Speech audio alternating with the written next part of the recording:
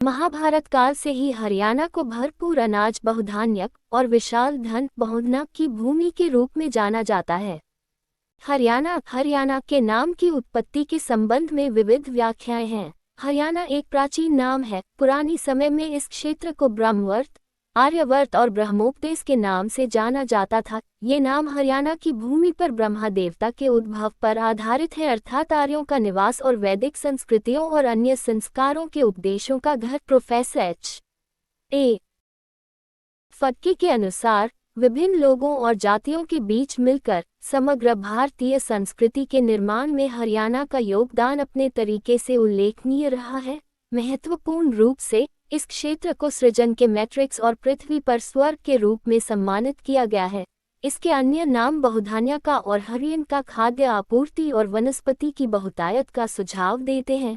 रोहतक जिले के बोहर गांव से मिले शिलालेख के अनुसार इस क्षेत्र को हरियन के नाम से जाना जाता था। 1337 विक्रम संवत के दौरान बलबन की अवधि से शिलालेख संबंधित है। बाद में सुल्तान मोहम्मद बिन तुगलक के शासनकाल में पाए गए पत्थर पर हरियाणा शब्द अंकित किया गया था। धरणीधर अपने कार्य अखंड प्रकाश में कहते हैं कि ये शब्द हरिबंका से आता है और हरि की पूजा व भगवान इंद्र से जुड़ा हुआ है।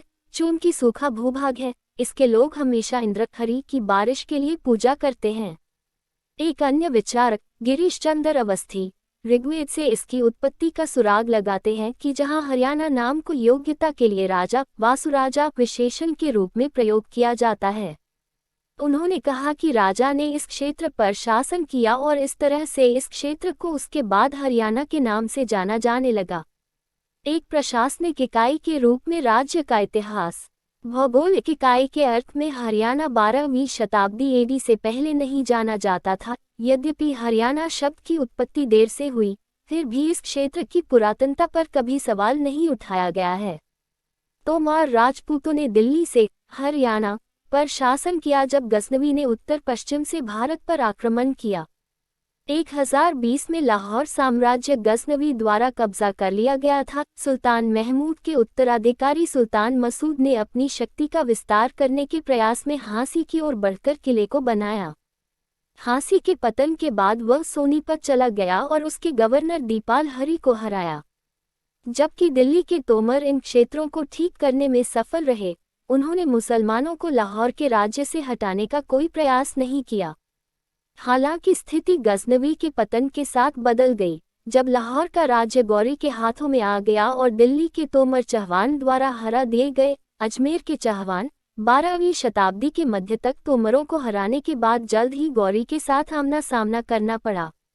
1186 एडी में लाहौर लेने के बाद पृथ्वीराज के अधीन मोहम्मद गौरी को चहवान का सामना करना पड़ा। वो करनाल जिले में तारन तरावडी में 1190-91 में अपने पहली मुठभेड़ में पराजित हुआ और 1192 में पृथ्वीराज को हराने के लिए अगले वर्ष फिर वापस आया और सरस्वती नदी के नज़दीक कैद किया गया या मारा गया। इस मुठभेड़ के दौरान उसने रोहतक जिले के मेहम नामक सबसे महत्वपूर्ण शहर को नष्ट कर दिया। 1192 में तरावडी की लड़ाई के बाद करनाल क्षेत्र दिल्ली से कुछ न कुछ मजबूती से जुड़ा हुआ था।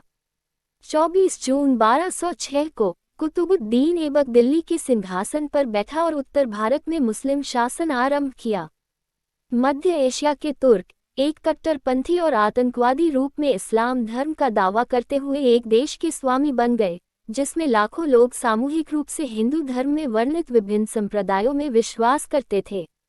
निरंतर दबाव और निर्दयी उत्पीड़न के बावजूद लोगों के एक विशाल समूह ने विदेशी विजेता और उनके पंथ के लिए एक निर्विवाद प्रतिरोध पेश किया और उनके संपर्कों के बढ़ने पर भी अपनी विशिष्टता को बनाए रखने में एक दृढ़ता दिखाई।